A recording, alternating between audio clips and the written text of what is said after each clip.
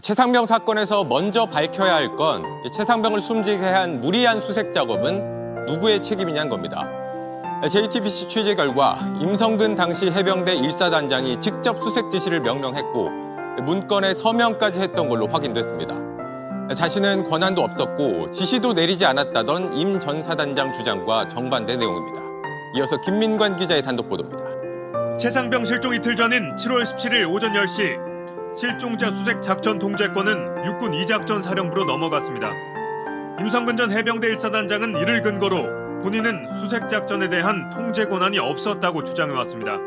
하지만 JTBC가 입수한 문건에는 정반대 내용이 담겨 있습니다. 문건의 최종 승인자는 자필 서명을 남긴 임성근 전 해병대 1사단장.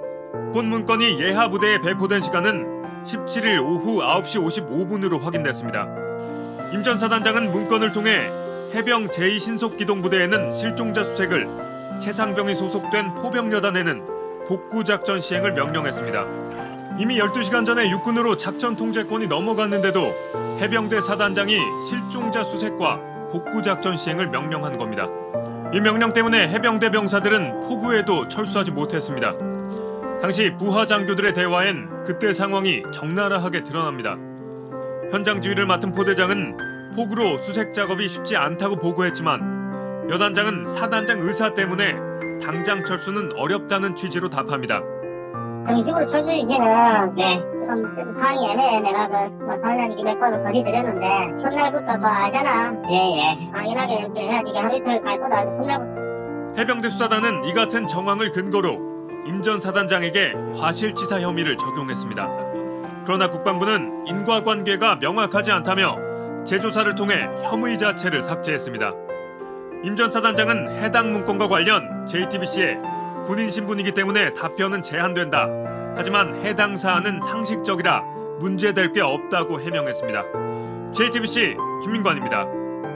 최상병 사건 수사 외압 의혹과 관련해 공수처가 김계환 해병대 사령관에게 피의자 신분으로 출석해 조사받으라고 통보한 걸로 JTBC 취재 결과 파악됐습니다.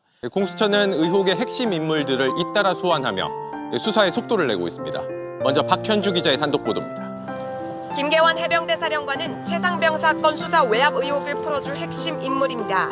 특히 경찰로 넘어간 사건을 군검찰로 가져왔을 때 대통령을 언급한 인물로 지목됐습니다. 박정훈 전 해병대 수사단장은 김계환 사령관으로부터 VIP가 경로했다는 얘기를 들었다는 입장입니다. 지난 2월 박 전 단장의 항명죄 재판에서 장관님 지시가 없었다면 정상 이첩했을 것이라고 증언했습니다. 지난 11일 군 내부망엔 말하지 못하는 고뇌가 가득하다고 쓰기도 했습니다. 공수처는 김 사령관에게 소환을 통보한 것으로 파악됐습니다. 피의자 신분으로 가장 먼저 조사를 받은 유재은 법무관리관은 오늘 다시 출석했습니다. 오늘도 성실히 좀 답변할 예정입니다. 김 사령관 소환을 계기로 국방부와 대통령실 등 윗선을 향한 수사도 속도를 낼 걸로 보입니다. JTBC 박현주입니다. 또 하나 밝혀야 할 게 임성근 전 사단장의 과실치사 혐의를 빼라고 압력을 넣은 윗선이 누구냐는 겁니다. 이와 관련해 이종섭 당시 국방장관의 지시를 받아 적은 해병대 부사령관 메모에는 누구누구 수사 언급하면 안 됨이라는 내용이 있습니다. 이 지시를 놓고 해병대 부사령관과 유재은 국방부 법무관리관이 정반대 진술을 하고 있어서 둘 중 한 사람은 거짓말을 하고 있다는 논란이 불거졌습니다. 이어서 유선희 기자입니다. 정종범 해병대 부사령관이 지난해 7월 31일 이종섭 당시 국방부 장관의 지시를 받아 적은 메모입니다. 누구누구 수사 언급하면 안 됨이라고 적혀 있습니다. 정 부사령관은 지난해 8월 4일 군검찰에 출석해 장관님이 크게 4가지를 말씀하셨다면서 누구누구 수사 언급하면 안 된다는 지시를 받았다고 했습니다. 그런데 지난해 9월 8일 스스로 군검찰에 출석해 진술을 뒤집었습니다. 누구누구 수사 언급이라는 말은 유재은 국방부 법무관리관이 했다는 겁니다. 그런데 JTBC 취재 결과 유 법무관리관은 지난해 8월 29일 군검찰에 출석해 정반대 진술을 한 것으로 확인됐습니다. 정 부사령관이 장관에게 누구누구 수사 언급하면 안 된다는 지시를 받았다는데 관련 조언을 한 게 있냐는 질문에 지시를 하는데 법적 조언을 한 게 없다고 답한 겁니다.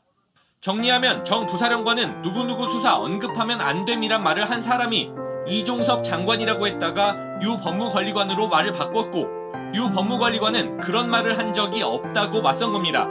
두 사람 가운데 한 명은 위증입니다. 박정훈 전 해병대 수사단장 측은 정 부사령관에게 해당 지시를 전달한 사람은 따로 있을 거라는 의혹을 제기했습니다.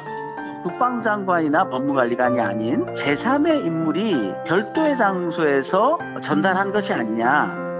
정반대로 진술이 엇갈린 두 사람은 모두 박 전 단장의 항명 재판에 증인으로 출석합니다. JTBC 유선입니다.